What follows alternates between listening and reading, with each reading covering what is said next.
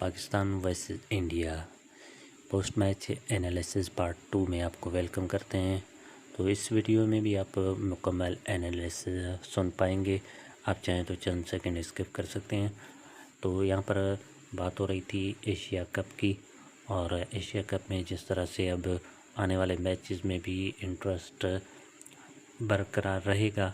जिस तरह आपको पता है कि श्रीलंका और बांग्लादेश की टीम भी बेहतर क्रिकेट खेल रही हैं, तो क्या इंडिया आने वाले मैचेस में इसी तरह का खेल दिखाने में कामयाब होगा या नहीं, ये आने वाला वक्त ही बताएगा।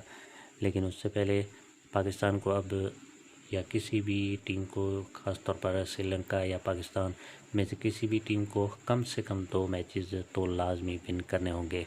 ऐसी भी सिचुएशन बन सकती है कि 3 टीम्स जो हैं 2-2 मैच विन करके और फिर बात आ जाए रन रेट पर। लेकिन अभी फ़िलहाल तो ऐसा पॉसिबल नज़र नहीं आता, क्योंकि इंडिया की टीम हो सकता है अपने तीनों मैचेस विन कर ले। तो इस वीडियो के एनालिसिस सुने। आपसे मिलते हैं वीडियो के बाद। आप सरप्राइज हो गए कि मैं जी साइम पे बात करनी है आपने? नहीं, साइम पे नहीं, पावर प्ले पे ही बात करनी है कि जब आपको आपने 171 पावर प्ले किसने कराया? साइम अयूब और शाहीन शाह अफरीदी। अच्छा 40 रन 3.5 साइम का नया बॉल क्या हो जाता? ये अब शाहीन का पहला बॉल था, ये तीसरा बॉल था, ये तीसरा था। चले जी आ जाएंगे, चल वो फ्रीज हो गया। आज कोई बात वापस मसला ही नहीं सर, बैठे हैं हम इधर एक भाई पर वो कितना डाइसेक्ट करना है। पावर प्ले में अगर आपका मेन बॉलर हसन मोहम्मद नवाज की बॉलिंग कर हिट ना बच जाए किधर, तो ठीक है, समझ गए बात। चले हमारा साइम ये हमारा बेस्ट बॉलर हो गया, ठीक है जी, टॉप बॉलर आपका ही है। तो उसने आपके साथ शाहीन शाह अफरीदी के साथ उसने कर दी। Shaheen of course it's not the bowler that I wanted to see, you know. Where do you think he went wrong? Shaheen अगर देखें तो he's not bowling on the proper length, जहाँ पे उसका एक जगह जोर लग सके, जहाँ पे जोर लग सके, जहाँ पे वो कह सके यार कि जहाँ से मैं किक थ्रू करूँगा और मैं ये बॉल इसके बाद ट्राई करूँगा। 4 बॉलें ट्राई तो करे ना आगे से स्लिप लेके, ट्राई करे, उसको कच्चा काट मारे तो ठीक है, अच्छा ड्राइव मारे तो ठीक है। सो अगेन बॉलिंग फ़हीम से अगर करानी था तो नया बॉल करा देते, साइम की जगह नया बॉल था, किक थ्रू करता है शायद। साइम बरार से पहले आ रहा है, वो आपका मेन बॉलर है, तो अगेन आपकी बॉलिंग लाइनअप इतनी काबिल है ही नहीं थी कि जो अगर 200 भी होता तो ये 200 भी चेस करा देते। So there is no method towards the bowling. Haris Rauf भी आउट तो नहीं किया ना, आउट हुआ है ना, एक उसने बीच में से चला दी सूर्या ने, एक उसने ऊपर से चला दी। अभी इमेजिन इस टीम में केएल राहुल नहीं है, संजू सैमसन का केएल राहुल बनता है, वो नहीं है, वो तो पटाखे देता है छिपा के, सही किस्म के। तो ये वीक लिंक था अभी संजू सैमसन, जो जिस वजह से मैच 1 ओवर पहले गया है, अदरवाइज तो मैच इतना लेट जाना ही नहीं था। अभिषेक रहता तो शायद वो मैच 5 ओवर पहले खत्म कर देता। But I think this bowling is not good enough. अगर इसके साथ अगर हाँ शाहीन और हारिस के साथ अगर आपने क्वेश्चन देते ना, शायद थोड़ा बहुत हसन अली का था, उससे आपकी बॉलिंग शायद may be look better. But again it's कुछ हो ही नहीं रहा, और there is no method towards the bowling to be honest. But there's a lot of method to Abhishek Sharma's batting. Misbah क्या प्लेयर हैं वो, what a class player, you know, जिस किस्म का उन्होंने स्टार्ट दिया और जिस किस्म के वो स्टार्ट देते आ रहे हैं, मतलब उनको रोकना बहुत मुश्किल है, उनको बॉलिंग करानी बहुत मुश्किल है। He's just such a classy player. बिल्कुल, आई थिंक कि एक तो जिस तरह की परफॉर्मेंस, वो स्किल लेवल जिस किस्म का है, फिर टेम्परामेंट बहुत ज़बरदस्त है। फर्स्ट टाइम अगेंस्ट पाकिस्तान, कोई प्रेशर नहीं, कुछ नज़र नहीं, वो ऐसे आराम से जैसे नेट में बैटिंग कर रहे हैं। अगर जहाँ उनके जोन में बॉल गिरता है वो उसको बड़े आराम से जो है वो बाहर फेंक देते हैं। और दूसरा सबसे इम्पोर्टेंट यही चीज़ है कि आपने ये नहीं देखा, आप कोशिश करते हैं कि आपके मेन बॉलरों को वो शुरू में ही ऐसा अंडर प्रेशर कर देता है कि उसके बाद फिर आपकी टीम संभलती नहीं है। ठीक है, हमने गलतियां की हैं, हमने एक वो जो बार बार हम बात करते हैं, शोएब भाई ने बात की, जो मेन वेपन होता है आपका as a fast bowler, that is the hard length. थोड़ा सा उनको विड्थ मिलती है तो वो उसको पढ़ते हैं उस बॉल को। तो शाहीन ने भी जो थोड़ा बीच में बॉल उनकी बॉडी की तरफ हार्ड लेंथ पे किया है, वो बॉल उन्होंने उसको थोड़ी रिस्पेक्ट दी है।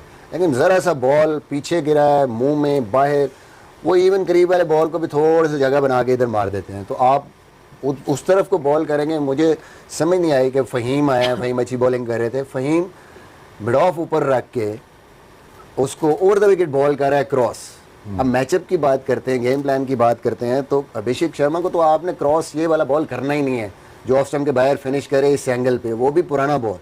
आपने तो उसको कोशिश करना है कि राउंड द विकेट आके आपने विकेटों में फिनिश करना है बॉल। यहाँ प्रोटेक्शन है आपकी मिड विकेट स्क्वायर लेग, ठीक है, ऊपर से मारेगा वहीं से वेरिएशन करनी है। लेकिन वो 2 चौके खाए हैं एक मिड ऑफ के ऊपर से, वो तो उसका एरिया है, वो तो नए बॉल पे भी नहीं छोड़ता, आपके 140 प्लस वाले बॉलर को भी नहीं छोड़ता। तो ये मिस्टेक्स जो है इनको थोड़ा सा, और फिर अब्रार ने जो बॉलिंग की है, अब्रार ने भी उसको उसके जोन में बॉलिंग किया है जो टांग क्लियर करके वो मिड विकेट जो स्क्वायर लेग के ऊपर से मारता है, और लेग ब्रेक्स किए हैं, अंदर स्पिन होता हुआ बॉल बहुत लेट जाके गुगली बाहर किया जिस पे आउट किया।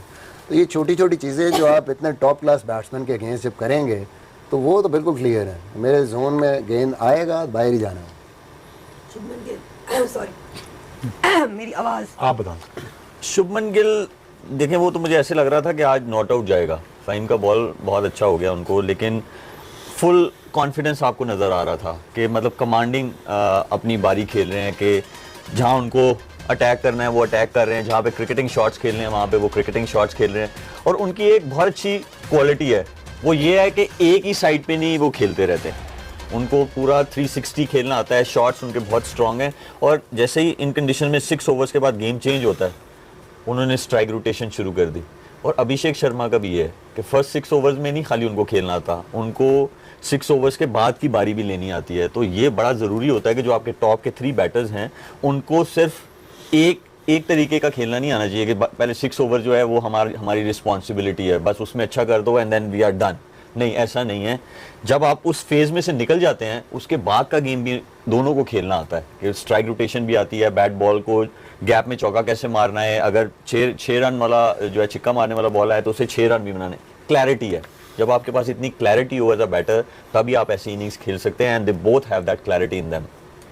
पुअर बॉलिंग थी पाकिस्तान की तरफ से या उनकी बैटिंग बहुत अच्छी थी अगर देखा जाए? देखिए, जब इतना ज़्यादा प्रेशर पड़ जाए ना आप पे तो फिर आप बॉलिंग पोर ही हो जाती है, क्योंकि वो आपको किसी जगह हिलने नहीं दे रहे। अगेन बात वहीं घूम फिर के वहीं आ जाती है कि जी आप स्पेशलिस्ट बॉलर एक ज़्यादा ऐड करो तो शायद आपके पास कुछ क्वेश्चन होता है कि आप चेंज भी कर सकते हैं। आपने अगर शाहीन का पहला ओवर अच्छा नहीं होता तो आप किसी और से, हसन अली का बनता था आज।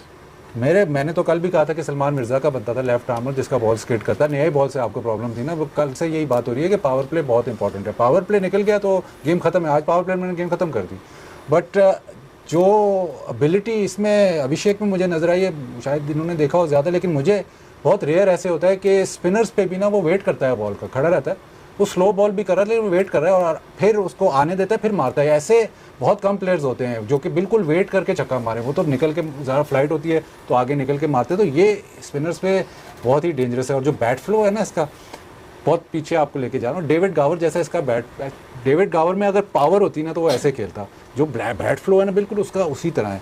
जनरेशनल टैलेंट है, हाँ है जनरेशनल टैलेंट, हमारा जनरेशनल टैलेंट तो खेला नहीं, बट आपने अगर उसको आउट नहीं करोगे तो मैच ले जाएगा। जो भी है, अगर आप उसको पहले 2-3-4 ओवर में आउट नहीं करोगे तो मैच खत्म है। और आज भी ऐसी था, हालांकि आज वो दोनों, शुभमन गिल भी बहुत ज़बरदस्त खेला, लेकिन वो इवन जब शुभमन गिल आउट भी हो गया था तो आपको लग रहा था कि भी 2-3 ओवर में ये मैच ख़त्म कर देगा जिस तरह वो बैटिंग कर रहा था।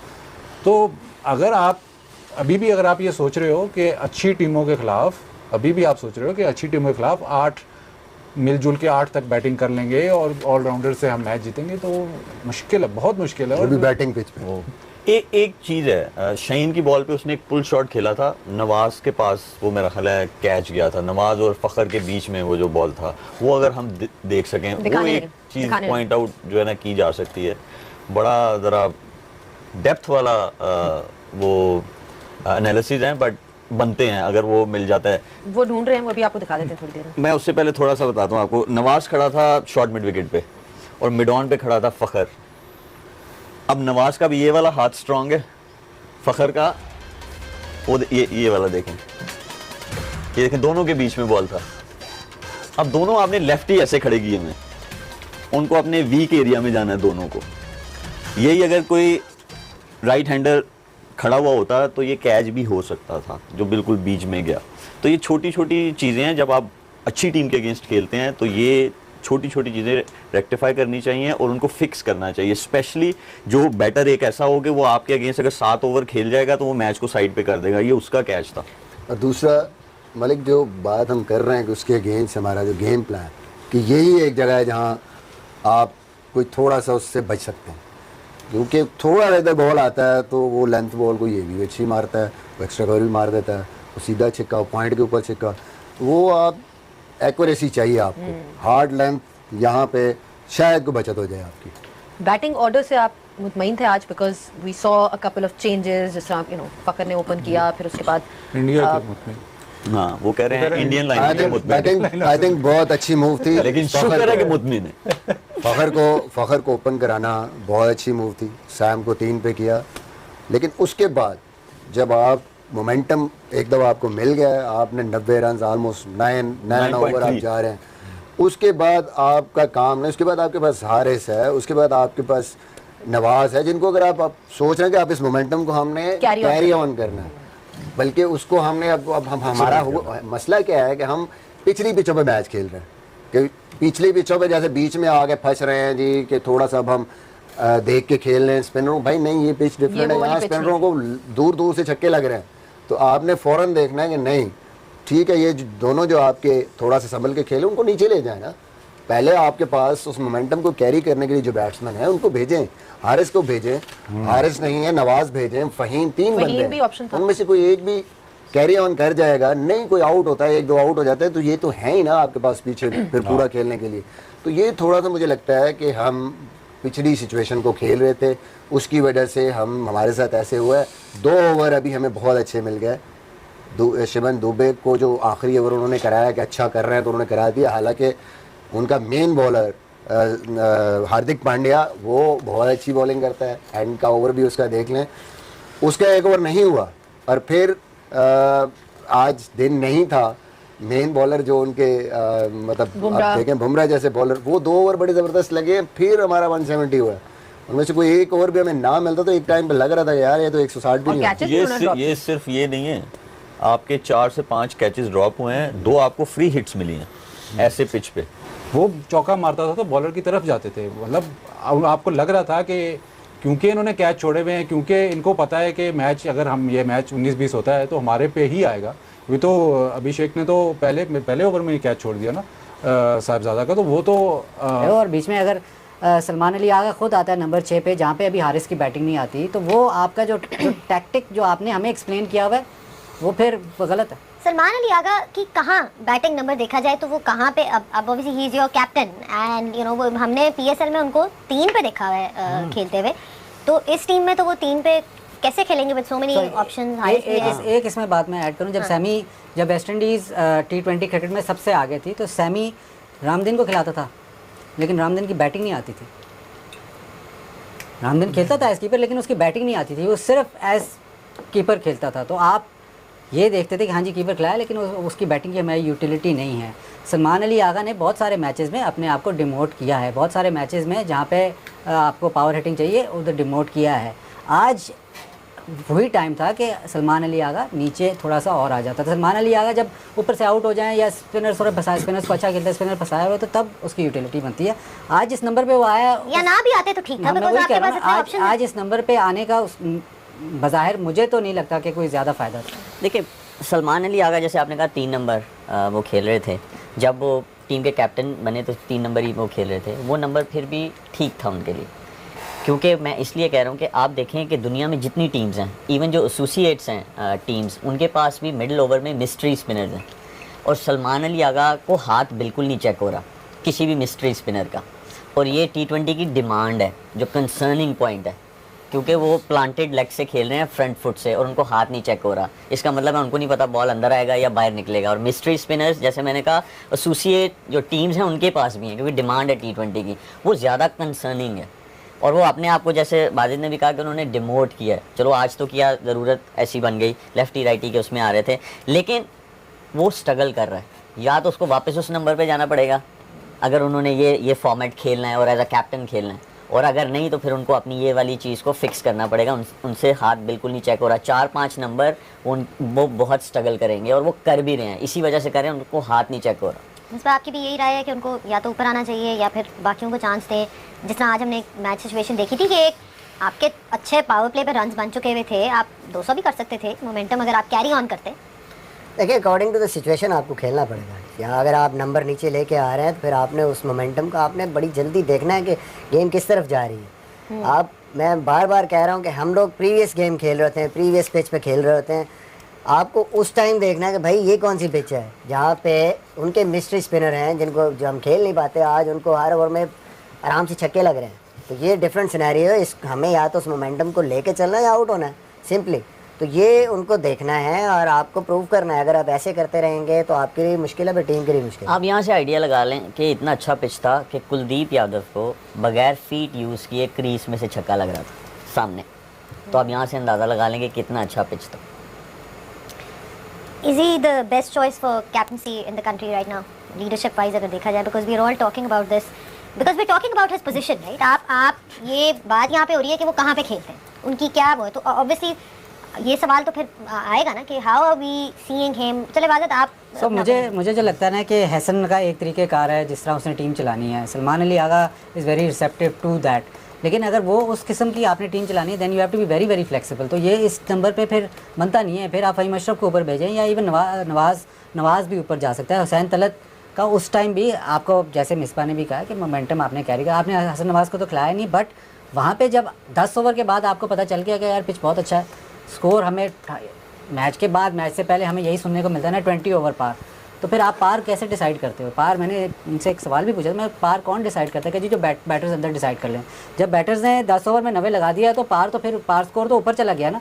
तो उस पार स्कोर को आपने रीच कैसे करना है जब बीच में आपके 3 मतलब हुसैन तलत और सलमान अली आगे पीछे ही आ जाते हैं, तो वहाँ पे प्रॉब्लम तो है। तो जो एक्चुअल आप जो बात कर रहे हो ना, जो एक्चुअल गेम प्लान बना रहे हो, उससे आप ऑपोजिट खेल रहे हो, which is the issue.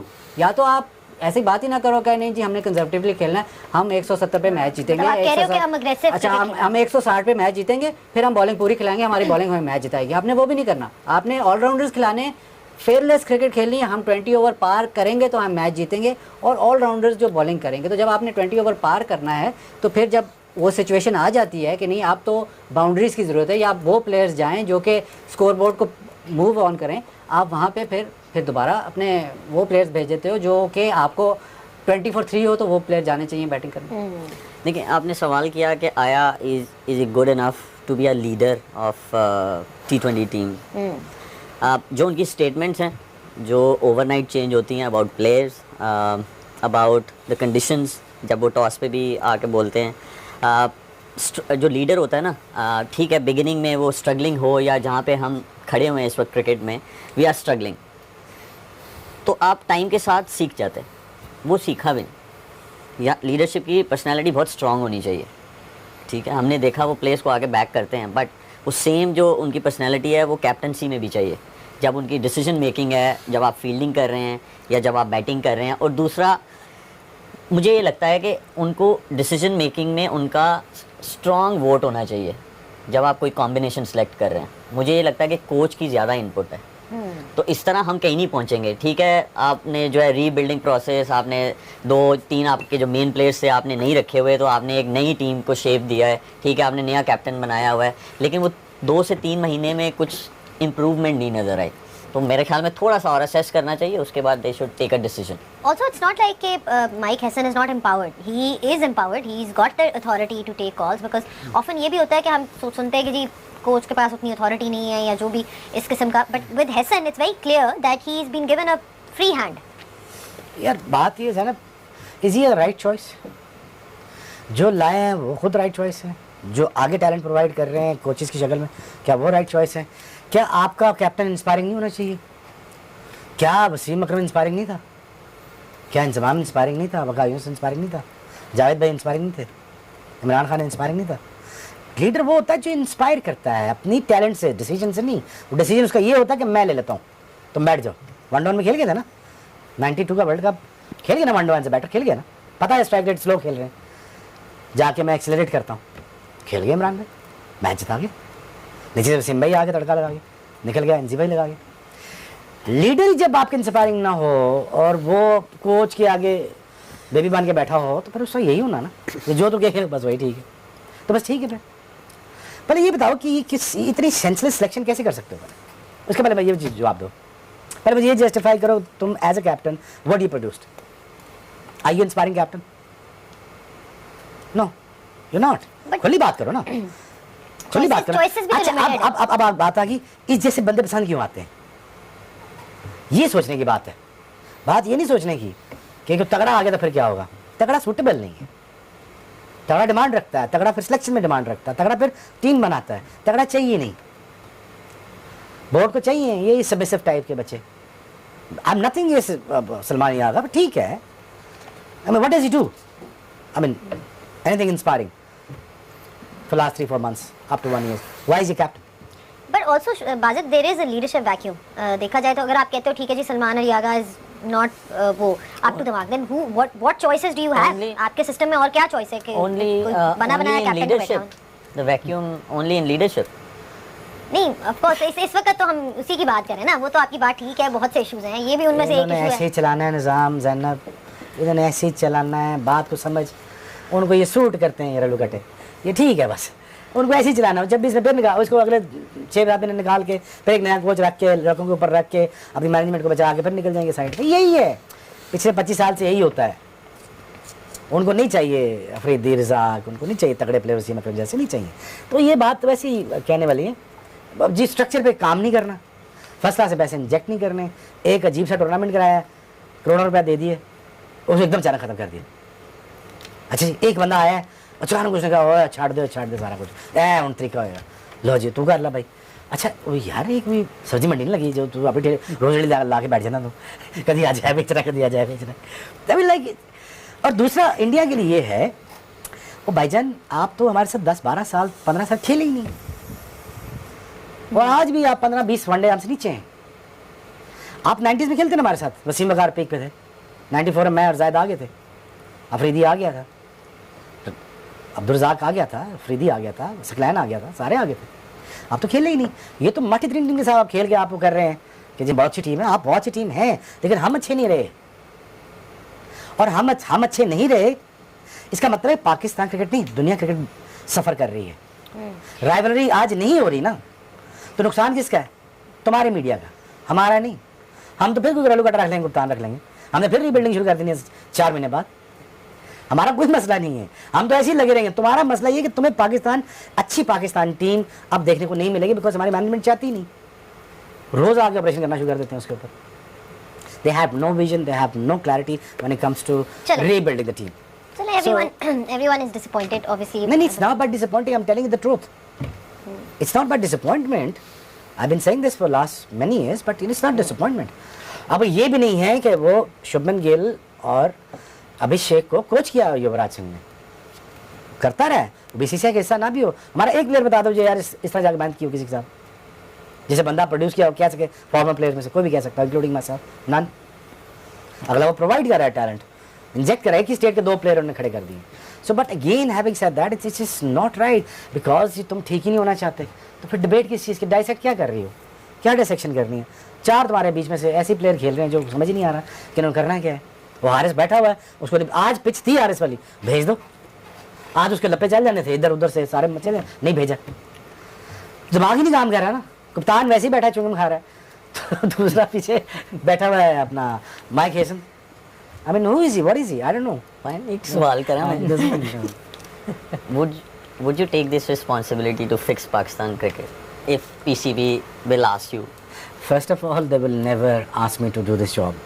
The reason why, that I'm going to do the right thing, what is necessary. तो right thing के लिए I'm not saying give me the powers. I believe in the teamwork. I believe in the logics. I believe to work together. Rather वो होता नहीं स्वयं सानू मैंने power दे दो मैं तो ठीक कर दूँ. No. It's not बात है. बाजीत का बेस है. तेरा भी है. मैं I would rather have a 20 selection committee. I'll take the मशवरा यार. तुम लोग क्या कहते हो बता दो यार. But again इस चीज़ को अगर ठीक करने के लिए अगर 3 साल दिए जाए और कमांड दी जाए और बच्चों को कॉन्फिडेंस दिया जाए कि यार साइम बेटा खेल ले, अभिषेक को लाइसेंस मिला तू भी खेल ले, कोई मसला नहीं, तू ड्रॉप हो तू मार आउट हो बेटा पूरा साल तेरे लिए। मैं देखता हूँ कैसे परफॉर्मेंस बैटिंग आती, घबराया हुआ है बेचारा, 9 लोग शॉट में तो वो ठीक है, वो तो PSL में लग जाती है, प्रेशर गेम में मार रहा है, अभिषेक को लाइसेंस मिला वो मार रहा है। I would definitely take the position but you know how much time that I can give, that is the question. I don't have a time to give, that is the problem, because मेरे बच्चे भी छोटे छोटे हैं अभी इसलिए रात में मैं बच्चों को टाइम दूं या इन बच्चों को टाइम दूं, अगर इन बच्चों को टाइम दूं, has to be worth it when it comes to it. लेकिन I want to do the right thing, what is important, I want to build about 12 stars and 2000 stars in line to come. ठीक है, चले ये तो फिर वही वाली बात के this is in depth discussion, the issues are not just on the surface level, आपके you know it goes right to the bottom, जहाँ से आपकी बेस क्रिएट होती है, जहाँ से आप जिसको आप ग्रास रूट्स कौन से टाइम पे सूटेबल बैट्समैन है। मतलब मुझे अभी भी लगता है कि हसन नवाज़ को आप अफोर्ड नहीं कर सकते कि उसको बेंच पे रखें आप। सारा जो बिल्डअप था टूवर्ड्स एशिया कप, तो सब player to watch out for was Hasan Nawaz. तो हसन नवाज़ अगर आपने इतनी देर से उस पर नज़र रखी, बल्कि उसको खिलाया है नंबर 4 पे, तो उसको इवन अबू धाबी में थोड़ा पिच बेहतर, मतलब बेहतर, आज तो बहुत अच्छा पिच था, लेकिन अबू धाबी में बॉल बल्ले पे आएगा तो वहाँ पे वो काफ़ी डेंजरस हो सकता है। तो ये आपको देखना पड़ेगा। आई थिंक फास्ट बॉलर एक आपको खिलाना ही खिलाना है। अब आप अगर आपने जिद री हुई है ऑलराउंडर्स की, तो फिर आपकी मर्जी। चलें, आप भी इस हक में है कि अगर मैं पूछूं कि जी ये टीम आपको इसमें से क्या चेंजेस हो सकते हैं, अभी तो हम यही बात कर रहे हैं ना कि आपके पास यही स्क्वाड है, इसी में से आपने चूज करना है, इसी में से आपने अगर चेंज करना है तो करना है। आप भी इसी हक में है कि आपके ये 2 चेंजेस हों। Is that what you want to see? देखिए चेंजेस तो जो तो सीआरटी से रह जाएंगे उसे छोड़ दोगे। देखिए हमें भी एक छुट्टी का दिन मिला है, थोड़ा सोचने में, थोड़ा सो के ना बंदा फ्रेश माइंड के साथ उठता है। फिर आपको कॉम्बिनेशन जो है ना अच्छा वाला बताएंगे। लेकिन पेसर आपको बाकी चाहिए, आपको वहाँ जेन्युइन पेसर चाहिए। ऑलराउंडर की सूरत में आपको पेसर नहीं वहाँ चाहिए, आपको जेन्युइन 3 पेसर्स चाहिए वहाँ पे जो है आपकी जो स्किल है आपकी बॉलिंग अटैक की, वो टेस्ट होगी वहाँ पे, क्योंकि वो कंडीशंस अच्छी हैं। यहाँ पे कंडीशंस टफ थी, आपके जो हाफ बॉलर्स हैं, you still can get away against smaller teams, but Abu Dhabi में नहीं। अबू धाबी में हम लोगों ने देखा है कि श्रीलंका ने भी अफगानिस्तान के अगेंस्ट जो चेज किया था 170 के पास, तो वहाँ आपको रियल स्किल वाले लोग चाहिए, बैटर्स भी चाहिए स्पेशलिस्ट और बॉलर्स भी चाहिए स्पेशलिस्ट। अब आपने बहुत कॉम्बिनेशन आजमा लिए, अब उनकी तरफ आप जाएं कि जो बैटर्स हैं, क्योंकि उनको पता है कि किन कंडीशंस में कैसे खेलना है। तो आपके प्रॉपर जो है 5 से 6 बैटर्स होने चाहिए, एक ऑलराउंडर और बाकी आपके बॉलर्स होने चाहिए। अगर टीम ना चेंज की, मुझे होटल का नंबर दे दो। कितने ठहरे मुझे कोच के नंबर का नंबर बताओ। अगर ये रन चेंज किए फिर भाई साहब चेंज कर दे। यार कमाल है यार, उन्होंने चेंज नहीं करना और इन्होंने हमसे पूछने से बाज नहीं आया। नहीं देखें, सवाल तो ऑब्वियसली बनता है, आप पूछें बिल्कुल बनता है। बात तो हमने फिर भी करनी है इस चीज के ऊपर, लेकिन देखें बात ये है कि थोड़ा जब 12 बजे तो पहले तक पूछ दे रहा हूं, 1 बज गया। मैं ये देखें, ये पीछे बात कर रहे हैं ना, ये इनसे बात किया करें, ये मेरे डोमेन से बाहर है। Misbah, it's important for Pakistan to win, because आपकी क्रिकेट एक ही स्पोर्ट है जो मतलब सबसे ज़्यादा फॉलो की जाती है, to stay alive in the tournament. कोई होप देनी है आपने अपने फैंस को, डिसअपॉइंटेड हैं, so they need to rise above this and basically focus on the next few games and win. देखिए मच इम्प्रूव तो आप देख रहे हैं कि आपका जो बैटिंग बिल्कुल फंसी हुई थी, उन्होंने बेहतर बैटिंग की है। 2 एक आपने चेंजेस आपकी बनती हैं जो आपको करनी पड़ेंगी, जो बाजिद ने भी कहा है, जो शुएब भाई भी कह रहे हैं, इवन शुएब कह रहा है, ये आपको एक फास्ट बॉलर की ज़रूरत है वहाँ पे, आपको एक बैट्समैन कम करना, और हसन नवाज़ वहाँ पे 4थे नंबर पे आपको चाहिए, क्योंकि वहाँ पे अगर अच्छा स्टार्ट भी मिलता है, फिर आज आपने देखा कि उसको कैपिटलाइज कैसे करना है, उसके लिए आपको फिर बैटर्स चाहिए, और वहाँ बॉल अच्छा आता है तो वो ऐसा प्लेयर है कि जो डिफरेंस डाल सकता है। जी same keeping it short and sweet. बस हो गया एनालिसिस। अब इमरान की ख्वाहिश पूरी किस तरह करें हम? चले ठीक, उसको भी यहाँ सुन के घर जाकर तब नींद आई। पहले मुझे सारा प्रोग्राम को बताओ कि क्या क्या है। चले आपकी ख्वाहिश को हम पूरा करते हैं और इसको यहीं पे खत्म करते हैं। Thank you so much Balid, thank you so much Shoaib, thank you so much Misbah, and thank you so much Shoaib once again for your expertise and insight. And वैसे हम नॉर्मली कहते हैं कि आपके पीछे हम कोई और रैप कर रहा था एंड में शो, लेकिन आज मेरा ख्याल माहौल ऐसा है कि मैं खुद ही I am willing to do that. अच्छा ऑर्डर लाया करो। ठीक है फिर कर दें, ऑर्डर लाया करो। ये था आज का हमारा प्रोग्राम गेम ऑन है। देखते रहें पीटीवी स्पोर्ट्स पे और टैप मैट पे। सो जाऊं। अल्लाह हाफिज।